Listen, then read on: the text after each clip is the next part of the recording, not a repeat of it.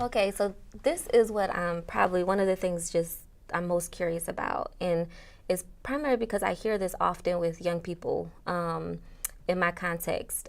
They think that marijuana is okay to use as long as they're not using cocaine or heroin or opioids. Oh, marijuana, particularly with young people who have co-occurring disorders like depression. Right. I'm just using it to de-stress.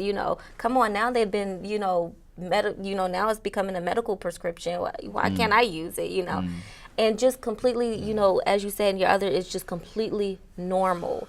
And so I'm like, what other myths exist about substance abuse? And then once again, just how do we begin to debunk these myths in our youth group so that they are not normal? Mm-hmm. Yeah, the question about marijuana is a live one, in part because right now states in the United States are moving to legalize marijuana, and part of that is coming on the heels of a really important initiative to decriminalize, because people's lives are being trashed by stiff penalties for first or second offenses and that kind of thing. So I want to just say, it's very important to do that decriminalizing work, because this needs to be a treatment problem and not a punishment kind of issue. Right. All right, so that said, it is very confusing right now because you have medical marijuana uses and you have recreational legalized uses, and then you have states where marijuana is not legal. And so what's a young person to do? What should we think? The myth is, well, alcohol is more problematic than marijuana because people are not supposed to drive when they drink, but there aren't specific rules or norms about driving when you're intoxicated from marijuana. So it must be okay, and people don't seem to get addicted to it. That's a myth in part born out of not understanding that addiction is something that happens in our brains, and that we can be addicted to internet gaming when we get so dependent on the brain response of activating the pleasure and reward centers of our brain that we come to anticipate that, and the activation happens, and so we develop craving for it. And that's not about a chemical that I'm putting into my body that goes through my bloodstream and makes me, I need to have this. That's about the brain interacting with a substance that I'm using. With marijuana, we have two things going on. One is there is a substance that's being put in, and the marijuana of today that people are buying either on the street or in legal situations, the intensity of the substance, the strength of it is much, much higher. And so it's acting more strongly when people use it.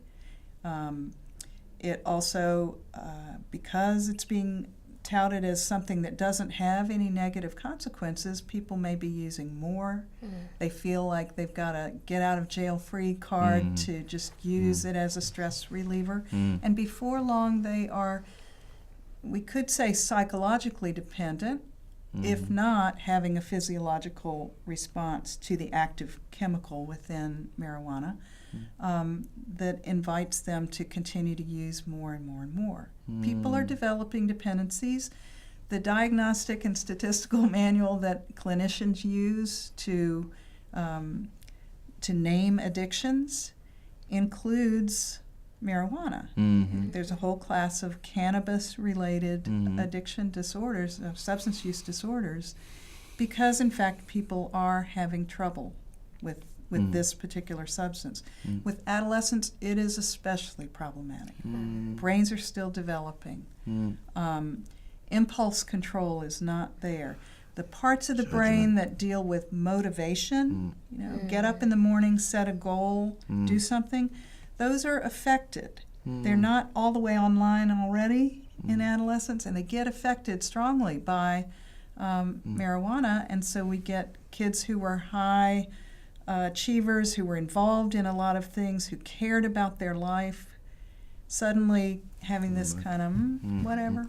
sort of attitude because of the influence. Of and it's also about social network, right? Yes. Because you're smoking with some people, That's you know, right. and so I think the biggest thing that a lot of people underestimate is one myth is, ain't nothing gonna happen. It's just me.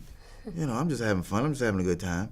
But there are certain ripple effects, especially when you deal with the social forces that lead to arrest and incarceration in our country. You know, there are people who are being arrested and serving serious sentences because they were smoking with the wrong people.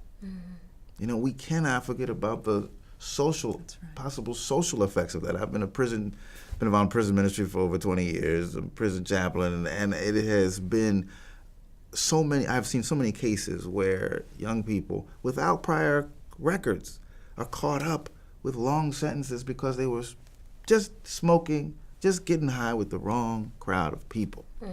And I think there's an issue of judgment that's affected, you know, and thinking about, you know, yes, the impulse control, let's do this, you know, and so they do this. There's no one there to stop them because we're all, you know, in a different state, a different mood, and a different way of seeing reality. And I think we lose sight of the consequences, the social consequences of gaining those social networks that lead to substance use and abuse.